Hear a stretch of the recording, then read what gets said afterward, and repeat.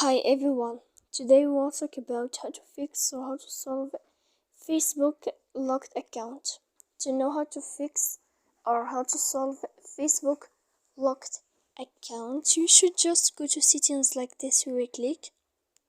After that, in this page, you will go to apps, default apps, app settings. When you will see this list, you will go down to find the application of Facebook and you will enter. Then in this page here, you will go to click for stop. When you will end this, you will enter to storage. After that, you will click clear cache. Then you will go to click clear data. And when you will end all this stuff here, as you see, you can turn off your Wi-Fi. So please don't forget to support us by like and subscribe. See you next time in another video, and thank you for watching.